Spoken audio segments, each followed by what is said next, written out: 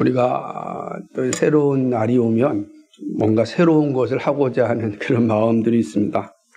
근데 새로운 것을 추구할 때 가장 중요한 것은 그 새로운 것의 기반을 잘 살펴야 합니다. 세상에는 새롭다라고 하는 것이 아주 흥분을 주긴 하지만 그러나 반면에 해아래는 새 것이 또 없거든요. 그렇기 때문에 새롭다라고 하는 것은 옛 것을 기반으로 하여서 새롭게 시작한다라고는 의미가 되는 것입니다. 예를 들자면 우리가 건물을 세웠다 무너질 수 있지만 그 터는 변함이 없기 때문입니다.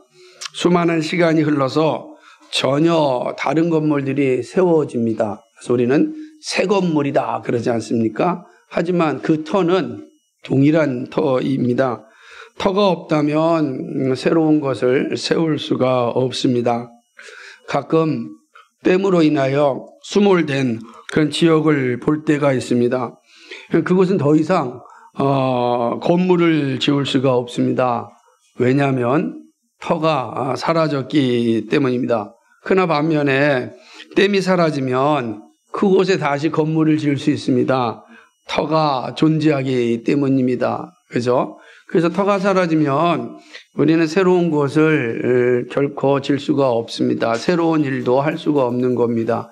그래서 우리가 새로운 걸 하자, 또 새로운 어떤 것을 시작할 때 새로운 것이 진행될 수 있는 터가 어떤 것인지를 잘 살피는 게 참 중요하다라고 생각을 합니다.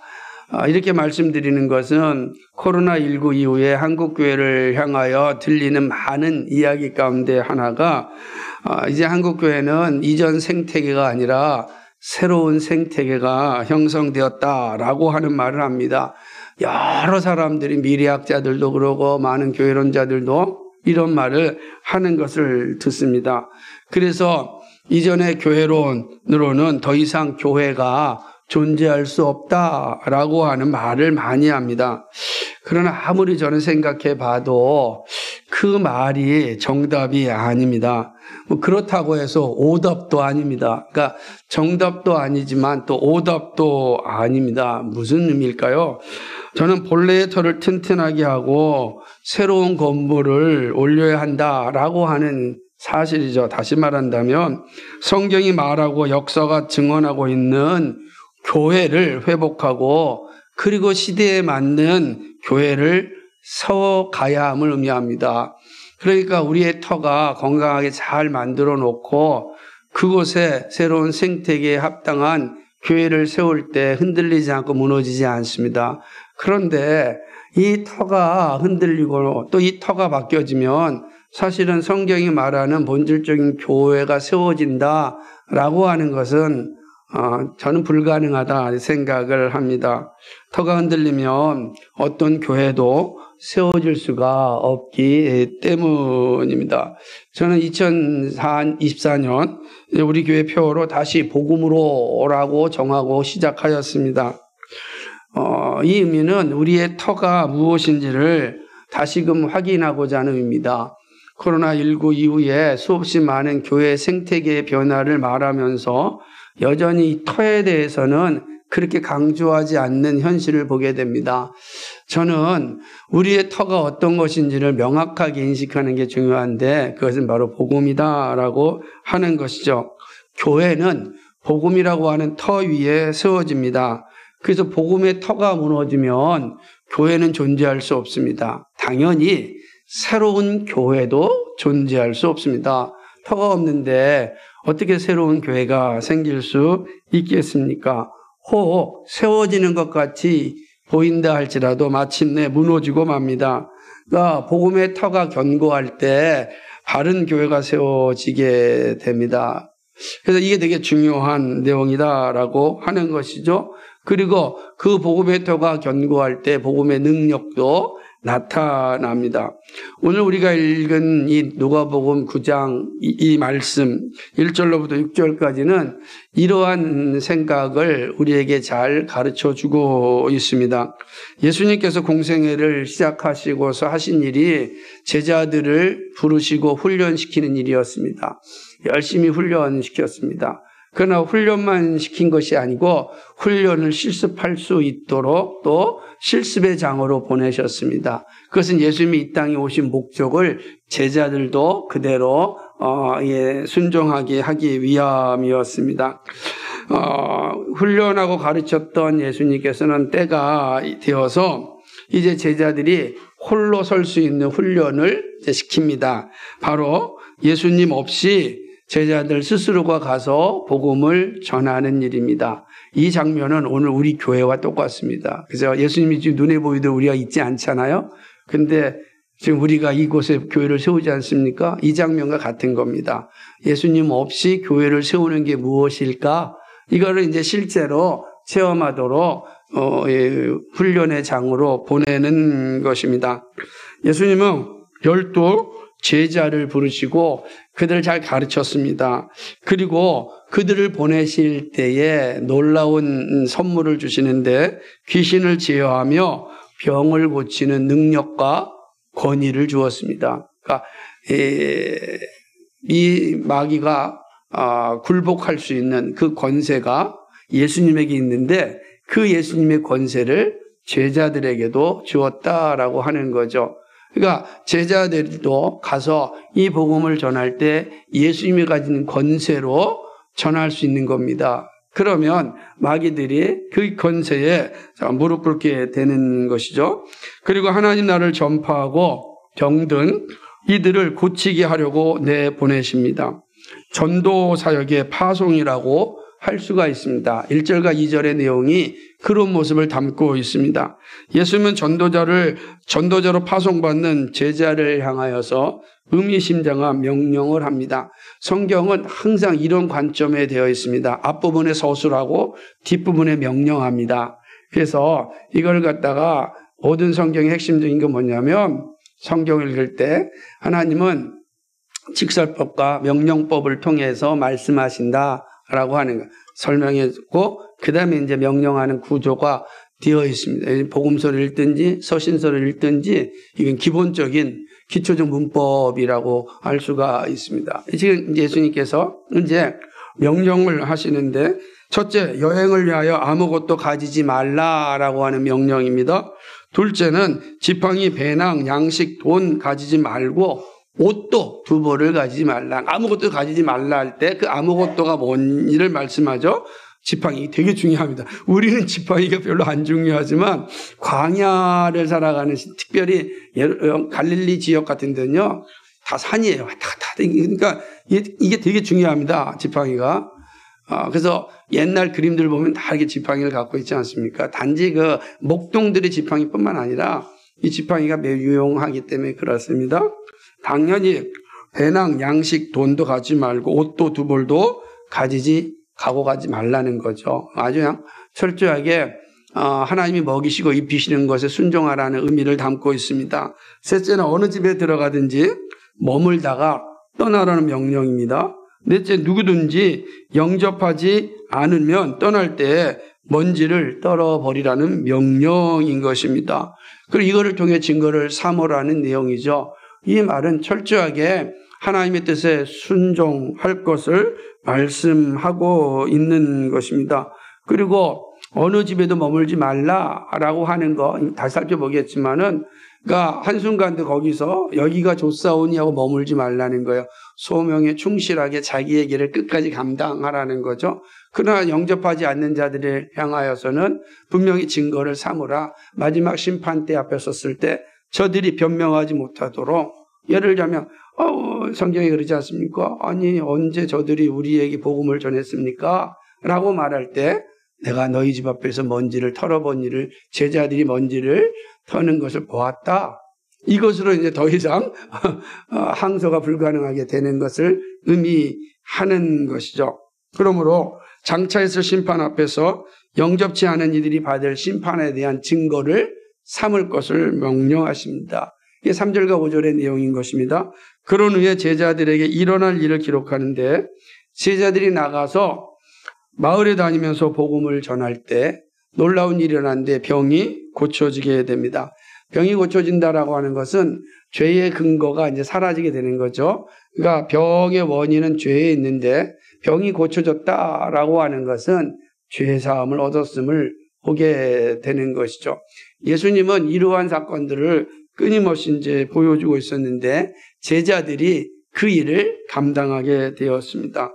이 사건은 사람들의 흥분만 만들고 끝나는 것이 아니라 이스라엘 전체를 진동시키는 일이 일어났습니다. 우리가 읽지 않았지만 7절을 보면은 당시의 분봉왕이었던 헤롯이 아주 두려워하는 모습, 심히 당황하는 모습을 보게 됩니다. 그러니까 이것이 이제 이 변방에서 일어난 일이 중심을 흔드는 일이 일어난 거죠. 왜 그러냐면 갈릴리에서 일어난 일이 가버나움이거든요. 가버나움, 이 갈릴리에서 일어난 갈릴리 지역에서 좀 돌아다니면서 복음을 전했던 일들이 지금 저 예루살렘에 이제 영향을 미치고 있는 것을 이제 보게 되는 것입니다. 그러니까 본문은 제자들에게 나타난 이 복음의 능력입니다. 복음의 능력은 연약한 이들이 변화를 받을 뿐만 아니라 사회의 변화를 가져옵니다. 제자들의 파송 사건은 이러한 두 가지 역사가 나타났습니다. 한 사람이 변화되었습니다. 그리고 사회가 변화되는 일이 일어났습니다. 이게 복음 전파가 이 일이 일어납니다. 역사적으로도 우리나라도 마찬가지입니다. 우리나라의 변화는 선교사에 들어와서 복음을 전하면서 사람들이 변했습니다. 그리고 그 이후에 나라가 변하는 일들을 보게 됩니다. 대한제국이죠. 대한제국 시대부터 시작된 근대는요, 정말 거의 기독교의 영향을 떠나서는 설명할 수가 없습니다. 만민공동회 같은 어마어마한 사건도, 물산 장려운동 사건도 사실은 기독교적인 이 배경이 없으면 이해할 수 없는 그런 일들이 우리 역사 가운데 다 일어나죠. 우리 대표적으로 3.1운동 두말할 필요가 없지 않습니까? 만주의 항일운동, 임시정부의 주요 요직들은 다 기독교인들이었습니다. 목사님들도 다 요직이지 않았습니까? 우리가 잘 알고 있는 이름만 되는 모든 사람들이 다 그러지 않습니까? 여러분이 이 어딥니까?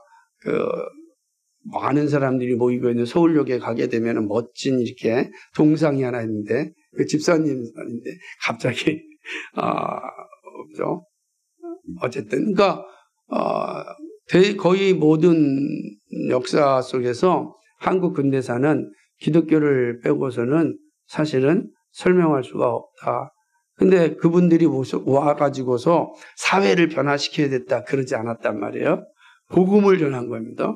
복음을 전하자 그 복음이 사람들을 변화시켰고 변화된 사람들이 사회를 변화시키는 그 일들이 일어났음을 보게 됩니다.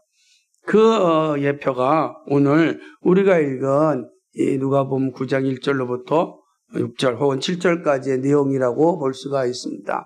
우리는 이 사건을 통해서 우리에게 말씀하시는 교훈을 좀 살펴보고자 합니다. 첫째, 하나님 나라를 위하여 제자들에게 능력과 권위를 주셨다는 거죠. 주님은 하나님 나라를 위하여 제자들에게 능력과 권위를 주십니다. 이거 되게 중요한 겁니다.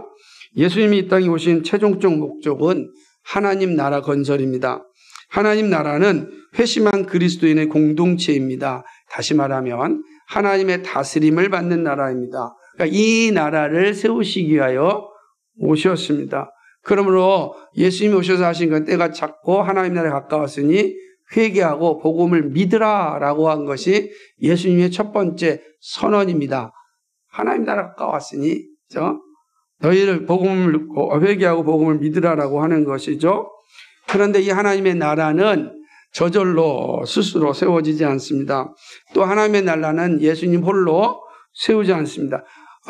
예수님께 홀로 세우신다고 한다면 이미 첫사람 아담과 하와가 타락했을 때 세웠으면 그만이죠. 그런데 하나님 그렇게 하지 않았습니다. 하나님의 계획은 하나님의 사람을 통하여 하나님의 나라를 세우는 것이 하나님의 섭리였고 작정이었습니다. 이럴 때 하나님의 나라는 사람을 통하여 세워오십니다.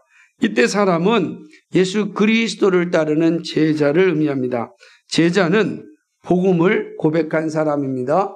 복음의 일꾼입니다. 그러니까 제자는 누구냐? 바로 그리스도를 따르는 사람이요. 그는 복음의 일꾼을 의미하는 것입니다. 복음의 일꾼을 통하여 하나님 나라를 세우십니다. 하나님은 복음의 일꾼을 부르시고 보내실 때 무방비로 사명을 감당하라고 하지 않았습니다. 능력과 권위를 주십니다. 하나님께서 오늘 우리를 부르셨습니다. 우리를 교회로 모이게 하셨습니다. 이유가 무엇입니까? 하나님 나라를 세우게 하시기 위함입니다. 그런데 우리가 하나님 나라를 세우게 하실 때 무방비 상태로 아무것도 없는 상태로 우리를 세우라고 말씀하지 않습니다. 하나님께서 하나님 나라를 세우시기 위하여 또 그 실체인 교회를 세우시기 위하여 반드시 우리에게 능력과 권세를 주십니다. 그게 오늘 말씀이죠. 능력과 권세가 우리에게 있습니다. 문제는 이 능력과 권세가 나에게 있음을 아느냐 모르냐의 차이가 있는 겁니다. 믿음은 주님께서 나에게 능력과 권세를 주었음을 아는 행위입니다. 나에게는 그런 능력과 권세가 주어졌습니다. 사단을 제어할 수 있는 능력을 주시고 사람들이 순종할 수 있는 권위를 주십니다. 예수님이 갈릴리에서 보여주셨던 권위가 제자들에게도 동일하게 주어집니다. 바로 여기에 우리의 존재 이유가 있습니다. 우리는 하나님의 나라를 세우고 하나님의 통치를 확정하기 위함입니다. 하나님의 나라라고 하는 것은 하나님의 통치를 만듦을 의미하죠. 그러니까 꼭 장소를 의미하는 것이 아니라 영역을 의미하는 거예요. 하나님의 아무리 장소가 있다 할지라도 그 장소에 하나님의 통치를 받는 영역이 없다면 그 하나님의 나라가 아니죠. 그러면 하나님의 나라는 하나님의 통치를 받는 영역이 되는 것입니다. 그 일을 위하여 우리를 부르셨습니다. 그러므로 우리는 각 영역으로 가서 하나님의 나라를 세우는 역할을 하는 자들입니다. 이게 우리의 존재의 이유입니다. 단지 복받기 위해서 사는 것이 아니라 하나님 나라를 확장하기 위해서 우리를 부르셨습니다. 사단의 권세를 무너뜨리고 하나님의 다스림이 온전하게 이루어지기 위함입니다. 여기 바로 이것이 오늘 우리가 부르심을 받고 살아갈 이유입니다. 그러니까 우리가 우리의 존재 이유, 삶의 이유가 여기에 있다. 이게 분명해야 됩니다. 그러면 우리의 외적인 조건에 따라서 우리의 신앙이 흔들리는 것이 아니라 우리의 본질에 따라서 우리는 살아가는 것입니다. 주어진 만큼 최선을 다하여서 우리는 하나님 나라를 위하여 사는 존재가 되는 것입니다. 각자에게 맡겨진 이 사명을 다 감당할 때까지 하나님은 우리에게 능력과 권위를 계속하여 공급하여 주십니다. 아시겠습니까? 이 하나님 나라 완성될 때까지 하나님께서 우리에게 계속해서 능력과 권위를 주십니다. 그래서 이 사실은 분명해야 돼요. 그런데 우리가 종종 이제 나이를 먹었는데 뭐 할 게 있어? 이렇게 멈춰버리면 아직 할 일이 남았음에도 불구하고 이 권위와 권세를 반납하는 그런 불쌍한 일들이 일어나는 겁니다. 우리에겐 그러지 않아요. 우리는 상황에 따라 다 그 일이 이루어집니다. 어린아이는 어린아이에게 맞는 능력과 권세가 있고 장년은 장년에게 맞는, 노년은 노년에게 맞는 그 능력과 권세를 하나님께서 계속하여 공급해 주십니다. 젊은이들은 뛰어다니면서 복음을 전할 수 있죠. 저 동기 성교도 다 젊은 세대가 하지 않습니까? 그 시대에 가는 거예요. 그러나 노인 세대가 갈 수 없습니다. 그러나 이 청년 세대가 할 수 없는 능력과 권세는 노년 세대에게 있습니다. 저들이 하나님을 향한 진중한 마음으로 기도할 수 있죠. 하나님은 기도하는 자리는 누구보다도 참으로 노년 세대에 주어진 복이다. 그래서 그 영광을 누리게 되는 겁니다. 포기하면 안 되는 거죠. 우리에게는 주님께서 이 능력과 권세를 계속하여 공급하여 주신다. 왜요? 하나님 나라가 완성돼야 되기 때문에 그렇습니다. 하나님 나라가 완성될 때까지 하나님이 주시는 권세와 능력은 멈추지 않습니다. 이것이 오늘 이 본문을 통해서 우리에게 말씀하시는 교훈입니다.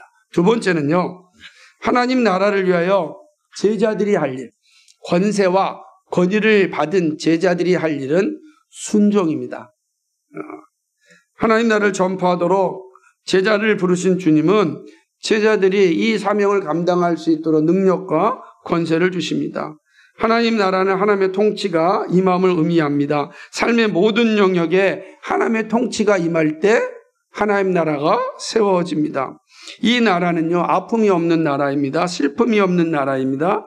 그러나 이 나라는 예수님으로 말미암아 이미 왔지만 아직 완성되지 못하였습니다. 그래서 예수님을 믿어도 여전히 힘든 이유가 여기에 있습니다. 하나님 나라는 분명히 눈물이 없는 나라, 슬픔이 없는 나라입니다. 기쁨이 있는 나라이죠. 만족이 있는 나라인데 왜 우리가 예수를 믿어도 여전히 아프고 슬픈 일이 겪습니까? 이미 왔지만 아직 완성되지 못하였기 때문입니다. 하나님의 때가 있어요. 완성의 때.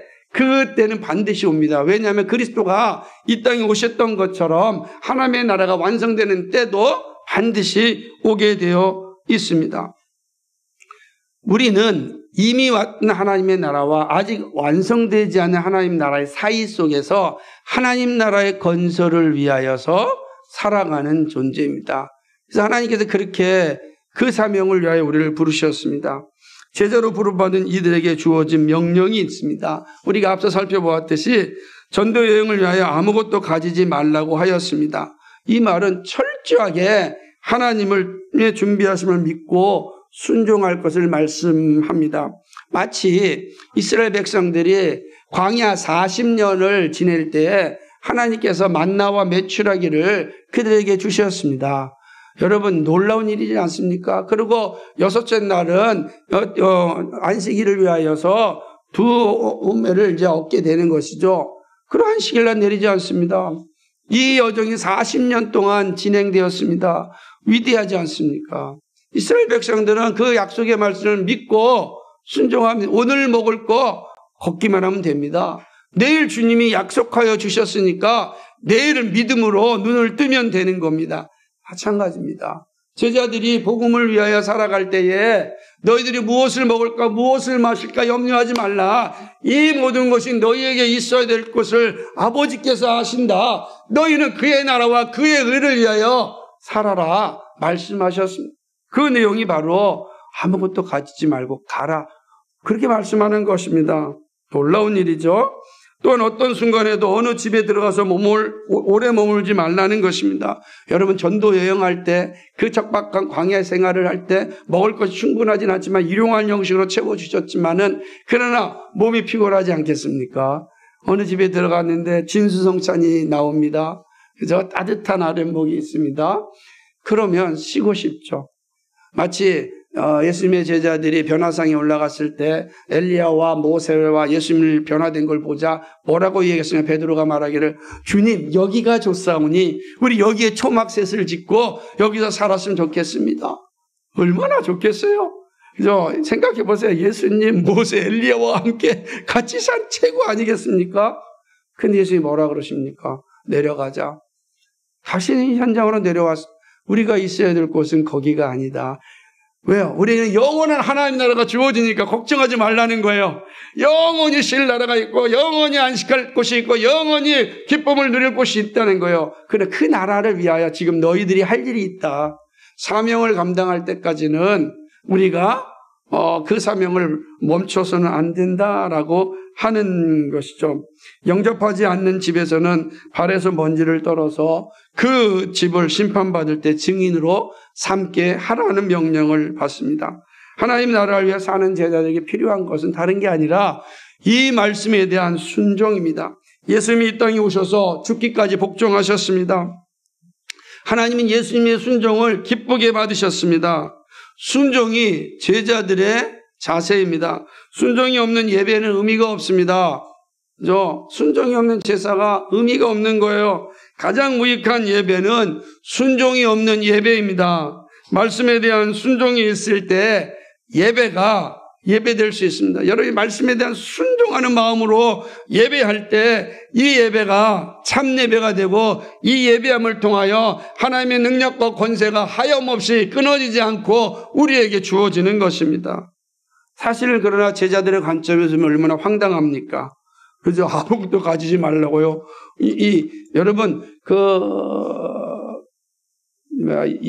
제자들이 다녔던 이스라엘은요, 아침 저녁 편차가 심합니다. 기온이. 그리고 겨울은 정말 춥습니다. 온도는 낮게 내려가지만 엄청나게 추운 곳이에요.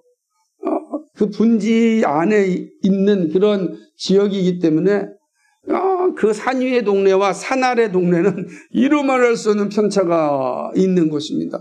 그리고 헐몬산에서 내려오는 그 찬바람은요, 갈릴리를 얼마나 춥게 만드는지 모릅니다. 또 반면에 뜨거운 중동의 이 햇볕은 또 낮에는 얼마나 지치게 하는지 모릅니다. 쉬운 곳이 아닙니다. 근데 아무것도 가지지 말라고요? 얼마나 황당하겠습니까? 사실은 이 말씀 앞에 정말로 저항할 수 있는 모든 요소가 담겨져 있는 것입니다. 그런데 놀라운 것은 제자들이 이 예수님의 말씀에 순종하였습니다. 그리고 놀라운 일들이 일어난 것을 보게 됩니다. 정말로 순종할 때 그 역사가 일어난 것을 보게 되죠. 오늘도 제자된 우리에게 예수님은 순종을 원하십니다. 하나님의 나라는 순종을 통하여 세워집니다. 불순종은 탐욕과 두려움이 있을 때 일어납니다. 반드시 그렇습니다. 왜 우리가 불순종하는가? 우리 안에 탐욕과 두려움이 있으면 말씀에 순종하고 싶지 않습니다. 순종할 수도 없습니다. 탐욕이 있는데 어떻게 순종하겠어요? 두려움이 있는데 어떻게 순종하겠어요? 그 탐욕과 불순종은 우리로 하여금 사실은 불순종하게 이르게 됩니다. 그러나 순종은 복음에 대한 확신과 믿음이 있을 때 일어납니다. 이 복음에 대한 확신, 이 믿음이 일어날 때 우리는 탐욕과 두려움을 이기게 되고 마침내 복음에 순종하게 됩니다. 그리고 복음에 순종할 때 주님이 맡겨주신 그 사명을 감당하게 됩니다. 주님께서 우리 교회를 부르신 이유도 여기에 있습니다. 복음에 순종하기를. 복음에 순종할 때 복음의 열매가 나타나기 때문입니다. 복음에 순종하는 정말 주님의 제자가 되기를 간절히 소망합니다. 마지막 세 번째로는 복음 순종의 열매는 능력입니다. 복음 능력이다 했죠. 주님의 제자는 복음에 순종하는 사람을 보았습니다. 복음의 순종은 제자로서 마땅히 가지고 있어야 될 모습입니다. 순종이 없는 제사는 존재할 수 없습니다. 이때 순종이라고 말할 때는 전인격적인 순종을 의미합니다. 단지 머리만의 순종이 아닙니다. 감정만의 순종이 아닙니다. 이성과 감정과 의지와 도덕의 순종입니다. 우리가 도덕적 순종하는 온 전인격적인 순종이 바로 복음 순종을 의미하는 거죠. 복음에 순종한다라고 할 때는 전인격적, 우리의 지식으로도, 우리의 감정으로도, 우리의 의지로도, 우리의 도덕적인 삶으로도 온전히 순종하는 것입니다. 그래서 철저하게 하나님의 성품을 개발하고자 하는 순종입니다. 전인격적인 순종인 것입니다. 내가 하나님의 성품을 닮아가고자 하는 그러한 순종이에요. 하나님의 성품을 닮아가고자. 여러분 누구를 닮아가고 싶으십니까? 여러분 닮은 모습이 누구이십니까? 우리가 닮고 싶어하는 최종적인 것은 바로 우리 주님입니다. 주님의 성품을 닮는 것입니다. 우리의 영원한 멘토가 누구입니까? 예수 그리스도. 그러니까 그분의 성품을 늘 개발해내는 것, 그것이 바로 참된 순종입니다. 그러니까 순종할 때 그리스도의 성품이 우리 안에서 개발되어지고 그 개발된 성품이 우리를 통하여서 복음의 능력을 나타나게 하는 것입니다. 그렇죠? 회심이 전인격적이듯 순종도 전인격적입니다. 따로따로 존재하지 않는다라고 하는 것입니다. 전인격적인 순종이 중요한 이유는 하나님의 능력이 여기에서 나오기 때문입니다. 예수님은 제자들에게 능력과 권세를 주셨습니다. 이 능력과 권위를 통하여 하나님의 나라가 세워지고 아픈 자들이 치유함을 받습니다. 그러나 명령에 순종해야 됩니다. 분명히 주셨어요. 그러나 이것이 열매로 나타나려면 순종할 것이 있습니다. 그 명령이죠. 전도자로 가지고 있어야 될 명령에 순종할 때 주님이 주신 능력이 비로소 열매를 맺는 겁니다. 우리 안에 다 주님이 주시는 예수를 믿음으로 말미암아 우리 안에 주님이 주시는 권세와 능력이 우리는 다 있습니다. 근데 이 권세와 능력이 열매를 맺느냐 맺지 않느냐는 그 명령에 순종하느냐 순종하지 않느냐에 따라 나타나는 것입니다. 그래서 우리가 성화된다, 신앙이 성숙한다라고 하는 것은 끊임없이 말씀에 순종하는 것이 넓어지고 깊어진다는 거예요. 그때마다 삶의 모습이 달라지는 겁니다. 그러므로 저도 날마다 이 성화를 추구하고 고백하고 살아가는 것이죠. 왜 그러냐면 순간순간 유혹이 얼마나 많은지 모릅니다. 그 유혹과 싸우면서 정말로 하나님의 말씀에 순종하는 일을 멈추지 않습니다. 우리 멈추면 안 됩니다.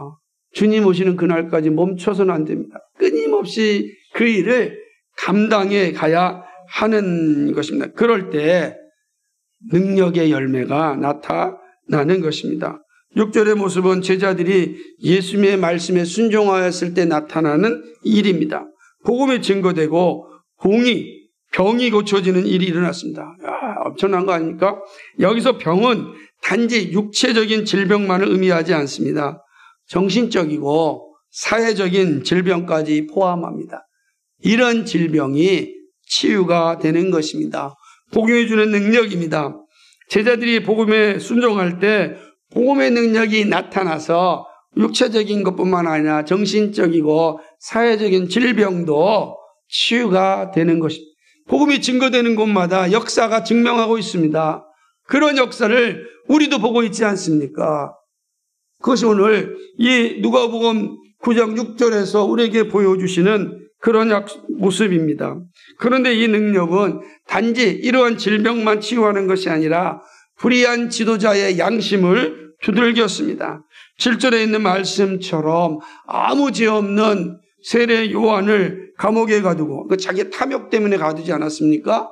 탐욕으로 인하여 이 자기에게 옳은 말하는 정직한 직언을 하는 이 세례 요한을 감옥에 가두고 마침내 사형시켰습니다. 얼마나 이 사악한 지도자입니까? 그런데 이 헤롯의 양심이 당황하였습니다. 7절에 보니까 분봉왕 헤롯이 이 모든 일을 듣고 심히 당황하니, 여러분 제자들이 가서 행하는 모든 역사를 볼 때 그 소식이 두려운 겁니다. 그가 말하기를 요한이 죽은 자 가운데 살아났다. 얼마나 두렵겠습니까? 두려움이 그 양심이 막 쿡 찔릴 뿐만 아니라 자신의 행한 모든 것이 얼마나 거짓되고 잘못된 것을 인식한 거죠. 그의 양심이 반응하는 겁니다. 양심이 반응하는 거죠. 복음에 순종하고 살았을 때 나타나는 연쇄 반응입니다. 오늘도 복음의 능력이 나타나는 길은 복음의 순종에 있습니다. 복음을 알고 복음을 순종할 때 복음의 능력이 나타납니다. 복음에 순종할 때 사람이 변화되고 사회의 질병이 치유되고 불의한 지도자들이 정신을 차리게 되는 것입니다. 이것이 복음에 순종한 제자들로 말미암아 일어난 열매들입니다. 복음의 순종이 오늘 우리에게도 절대적으로 필요한 이유입니다. 우리가 복음에 순종할 때 내가 한 사람을 변화시키는 것 같지만 그 한 사람이 지역을, 열방을, 그리고 불의한 이 세력들을 사실은 두렵게 만드는 것입니다. 그 교회가 작은 것 같지만 큰 일을 감당하는 것입니다. 우리가 늘 고백하듯이 작지만 큰 일을 행하는 그런 교회가 되기를 원하지 않습니다. 여러분이 있는 삶의 연장이 작은 것 같지만 그것이 바로 세계를, 열방을 변화시키는 시작점임을 항상 잊지 말아야 됩니다. 그러므로 내가 있는 것이 거룩한 것이요, 내가 있는 것이 세상의 중심입니다. 하나님은 그 중심을 깨우라고 나를 변방에서 부르셨습니다. 우리가 변방에서 중심을 깨우는 이 거룩한 사명을 잘 감당할 수 있기를 주님의 이름으로 간 축복합니다. 말씀을 맺습니다. 오늘도 하나님 나라를 세우는 일에는 제자들이 필요합니다. 주님은 사람을 통하여 일하십니다. 그래서 우리를 부르셨습니다. 이것이 창조의 열매이고 구속의 열매입니다. 원리이고 구속의 열매입니다. 사람을 통하여 하나님 나라를 통치하십니다. 그래서 저와 여러분을 부르신 겁니다. 왜 우리를 부르셨습니까? 하나님 나라를 건설하기 위해서 불렀습니다. 우리가 왜 여기 있습니까? 하나님 나라를 세우기 위함입니다. 슬픔도, 거짓도, 아픔도, 탐욕도, 그죠? 시기와 질투도 없는 그 하나님의 나라를 세우기 위하여 우리를 부르셨습니다. 그래서 우리의 시민권은 하늘에 있습니다. 그 시민권을 이 땅에서 지금 연습하고 있는 거예요. 그죠? 그 시민권을 가지고 그 시민권의 모습을 나타내고 있다라고 할 수가 있습니다. 예수님이 오심이 하나님의 건설이었습니다. 우리가 많은 사람 가운데 부르심을 받은 것도 여기에 있다라고 하는 것이죠. 우리가 하나님 나라를 위하여 제자로 부름받은다면 우리가 할 일이 분명합니다. 복음 명령에 순종하는 일입니다. 말씀에 순종할 때 능력이 나타나고 하나님의 나라가 세워집니다. 복음의 순종은 말씀으로 돌아가고 성령의 역사를 덧입는 일입니다. 이것이 하나님 나라를 세우는 능력을 얻는 일입니다. 그런 의미에서 오늘 우리 자신들을 돌아보아야 합니다. 여러분 말씀을 듣고자 준비하고 있습니까? 때를 따라 돕는 은혜를 사모하고 있습니까? 그렇죠? 복음이 찾아왔을 때 아멘으로 화답하십니까? 아니면 이것이 내일이 아니라고 밀어내십니까? 사슴이 시냇물을 찾기에 갈급한같이 복음을 듣고 순종하고자 갈급하십니까? 여러분의 갈급함은 무엇입니까? 도대체 여러분의 소망은 어디에 있습니까? 주님은 우리를 제자로 삼고자 십자가에서 물과 피를 흘리셨습니다. 그리고 우리를 위하여 부활하셨습니다. 그리고 우리를 위하여 보혜사 성령을 보내사 우리를 부르시고 지금까지 인도하십니다. 성령님께서 여러분 안에 계시면서 말씀하시는 소리를 들으십니까? 여러분 성령님의 소리를 들으셔야 됩니다.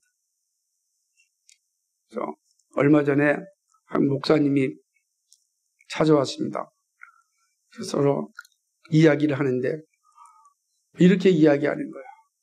목사님, 저는 정말로 최선을 다하여서 하나님을 따르고 살고자 몸부림칩니다.